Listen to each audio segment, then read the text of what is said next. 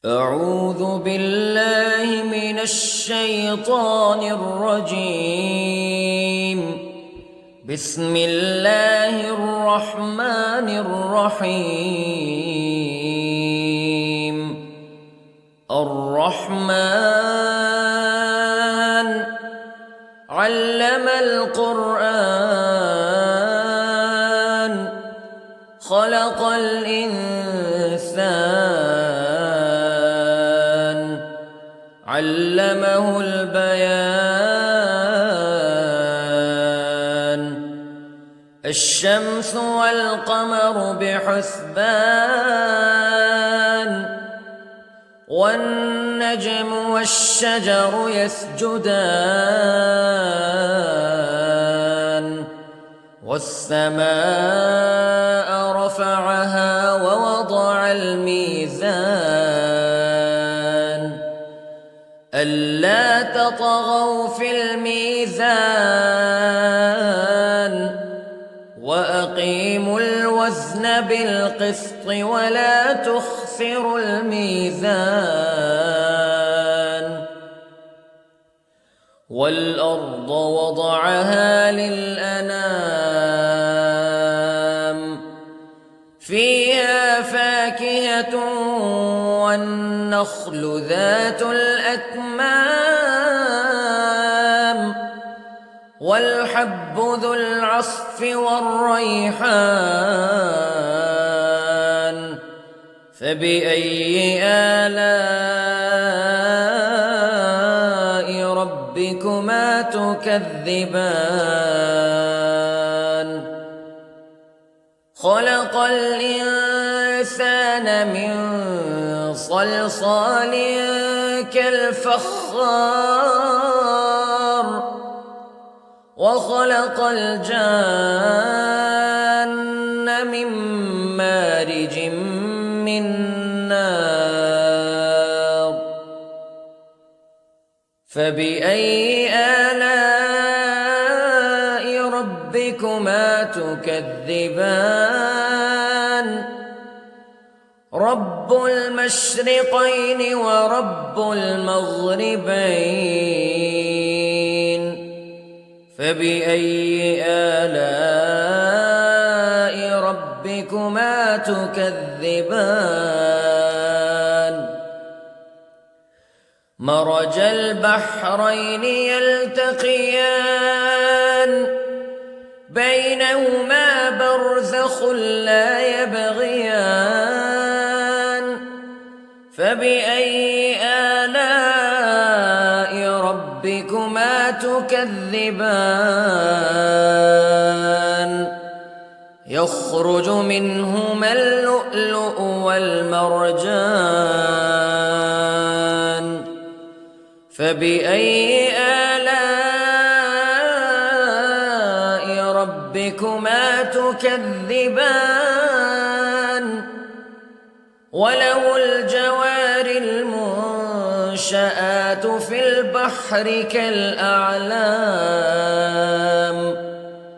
فبأي آلاء ربكما تكذبان. كل من عليها فان ويبقى وجه ربك ذو الجلال والإكرام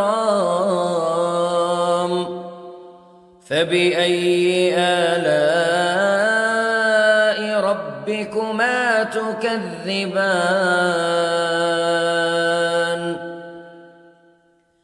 يسأله من في السماوات والأرض كل يوم هو في شأن فبأي آلاء ربكما تكذبان.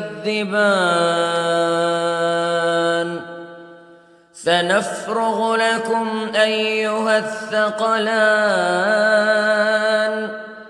فبأي آلاء ربكما تكذبان.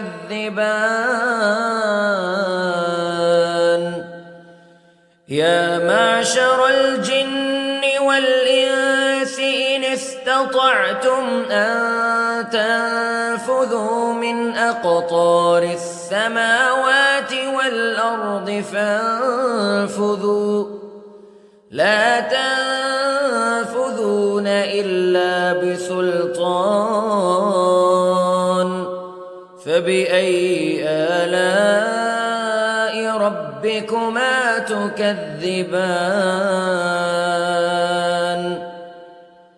يرسل عليكما شواظ من نار ونحاس فلا تنتصران فبأي آلاء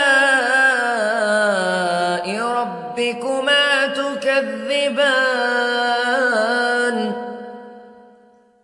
فإذا انشقت السماء فكانت وردة كالدهان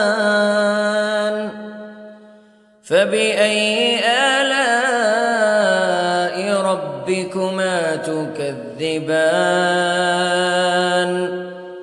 فيومئذ لا يسأل عن ذنبه إنس ولا جان فبأي آلاء ربكما تكذبان يعرف المجرمون بسيماهم فيؤخذ بالنواصي والأقدام فبأي آلاء ربكما تكذبان هذه جهنم التي يكذب بها المجرمون يطوفون بينها وبين حميم آن فبأي آلاء ربكما تكذبان ولمن خاف مقام ربه جنتان فبأي آلاء ربكما تكذبان ذواتا أفنان فبأي آلاء ربكما تكذبان فيهما عينان تجريان فبأي آلاء ربكما تكذبان فيهما من كل فاكهة زوجان فبأي آلاء ربكما تكذبان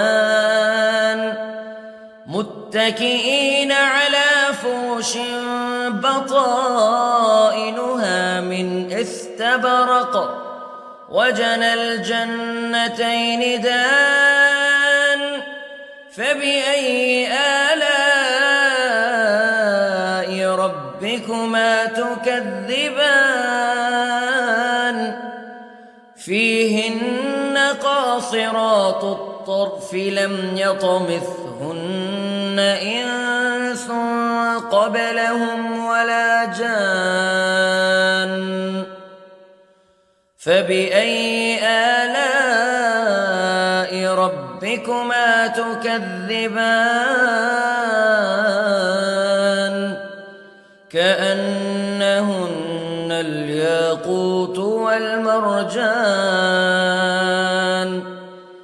فبأي آلاء ربكما تكذبان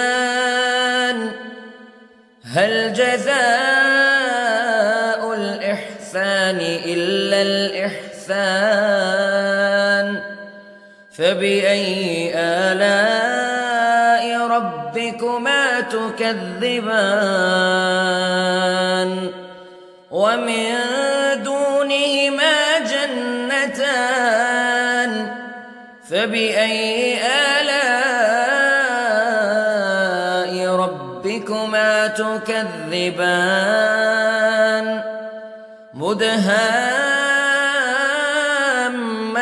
مدهامتان فبأي آلاء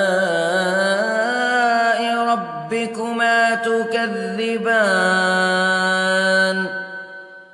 فيهما عينان نضاختان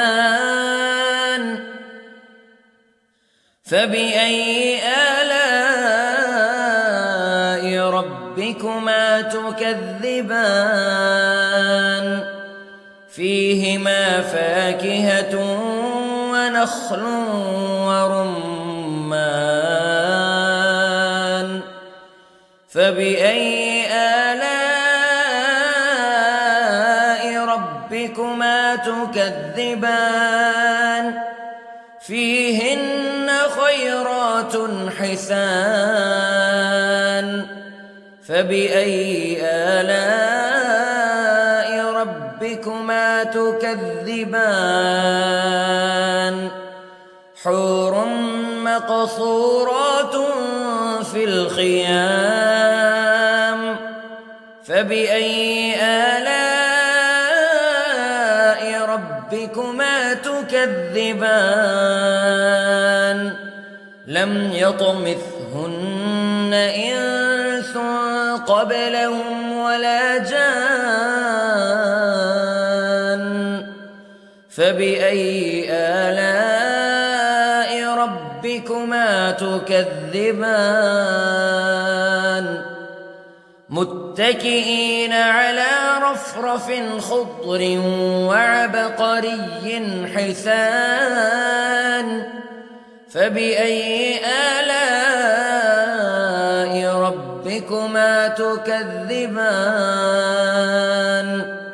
تبارك اسم ربك ذي الجلال والإكرام